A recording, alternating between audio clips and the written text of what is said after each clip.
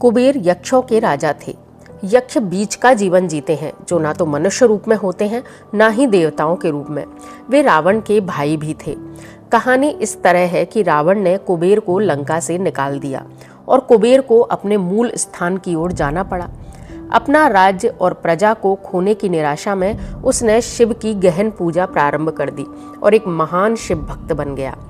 शिवजी ने दया भाव दिखाते हुए उसे एक अन्य राज्य और संसार का सारा धन दे दिया, क्योंकि भगवान शिव देते समय सोचते नहीं, वे औघड़दानी हैं। उन्होंने सब कुछ कुबेर को दे दिया।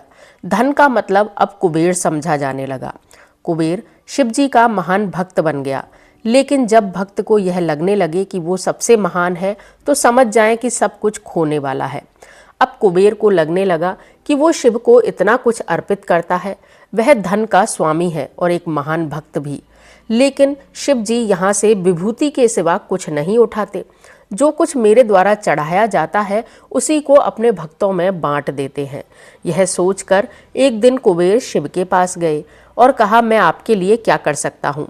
आपके लिए कुछ ऐसा करना चाहता हूँ जिससे आप भी महलों में रह सकें, रत्न और हीरे जवाहरात का उपभोग कर सकें। भगवान शिव उसके भीतर के अहंकार को समझ गए। उन्होंने कहा, मुझे तो कुछ भी नहीं चाहिए। मेरा यह बेटा गणपति सदैव भूखा ही रहता है। तुम तो इसे अच्छे से भोजन करवा दो, तुम्हारी बड़ी कृपा होगी। कुबेर ने कहा, यह तो अत्यंत सरल है। कहकर कुबेर गणपति को अपने साथ भोजन के लिए ले गया। उसने गणपति को खाना खिलाना प्रारंभ किया। गणपति खाते गए और खाते ही गए।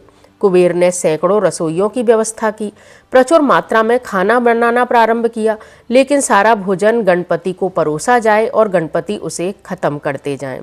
अब कुबेर चिंतित हो गया। उसने गणपति से कहा, रुक जाओ, अगर तुम इतना खाओगे तो तुम्हारा पेट फट जाएगा। गणपति ने कहा, तुम उसकी चिंता मत करो, देखो मैंने एक सांप को कमर पेटी के रूप में बांध रखा है। मुझे भूख लगी है, मुझे और खिलाते जाओ। तुमने ही कहा था तुम मेरी भूख मिटा सकते हो। कहते हैं कुबेर ने अपना सारा धन नष्ट कर दिया। दूसरे लोगों से भी भोजन मंगवाकर गणपति को खिलाया। गणपति सारा भोजन खाने के बाद भी कहते रहे, मैं अभी भी भूखा हूँ, मेरा भोजन कहाँ है? तब कुबेर को अपने विचार के छोटेपन का एहसास हुआ। वे समझ गए ये शिव की लीला है। उन्होंने शिव के सामने झुकते हुए कहा, मेरा धन आपके सामने एक तिनके के समान भी नहीं है। जो आपने मुझे दिया वह अप्रत्यक्ष रूप से था। मैं उसको स्वयं की मेहनत का फल मांग बैठा और आपके दिए हुए में से ही अहंकार सहित आपको ही अर्पित करना चाहता था। मैंने खुद को एक महान भक्त समझने की गलती की, मुझे माफ़ कर दीजिए। भगवान शिव फिर प्रसन्न हो गए और उन्होंने कुबेर को तथा देवताओं का कोषाध्यक्ष बनने का वरदान दिया। ऐसे हैं भगवान शिव, जो कि औघड़दानी के रूप में विख्यात हैं। जो व्यक्ति बिना अहंकार के उनसे कुछ भी मांगता है, वह उसे सारे संसार के सुख दे देते हैं।